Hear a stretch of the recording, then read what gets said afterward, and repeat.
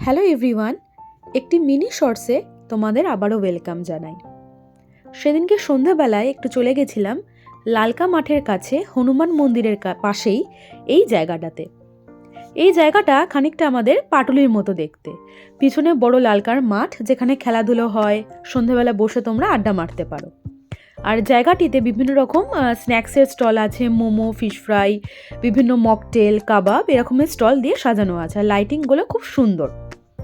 তো এখানে বিভিন্ন ফটো তুলতে পারো, এসে একটু হ্যাং আউট করতে পারো, ঘুরে যেতে পারো। ছোটোখাটোর মধ্যে জায়গাটা খুবই সুন্দর।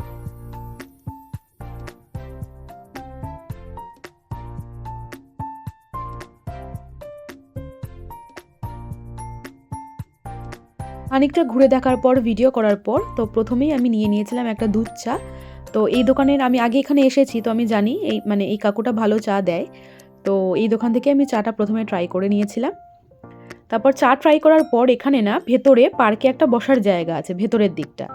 তো জায়গাটা খানিকটা এরকমই, খুব সুন্দর গাছের মধ্যে লাইটিং দিয়ে সাজানো। তারপর এখানে একটা জলের ফোয়ারা হয়, তো খুব ভালো লাগছিল দেখতে। এই দোকান থেকে আমরা নিয়ে নিয়েছিলাম চিকেন বেটে রোল, 80 টাকা। চিকেন বেটে রোল হচ্ছে অনেকটা আমরা চিকেন সসেজ যেরকম খাই সেরকমভাবেই চিকেন, তার সাথে চিজের স্টাফিং করা, আর ছিল খুব জুসি। খুবই ভালো ছিল এটা। আর তারপরে নিয়ে নিয়েছিলাম একটু কাবাব। বেশ অনেক দিন কাবাব খাওয়া হয় না, তো শীতের প্রায় শেষ, তো নিয়ে নিয়েছিলাম একটি রেশমি কাবাব। আর লাস্টে নিয়ে নিয়েছিলাম ওয়ান অ্যান্ড অনলি, যেটা খাই সবসময় বেরোলে, চিকেন স্টিম মোমো। তো এরকমভাবেই সন্ধ্যেটা কাটালাম। ওই কাছাকাছির মধ্যে খুব ভালোই কাটলো। তো তোমরা পারলে একবার এই জায়গাটাতে ঘুরে আসতে পারো। একদমই তোমার নেতাজি নগর থেকে লালকা মাঠের দিকে পড়বে, তোমার একদমই সামনে।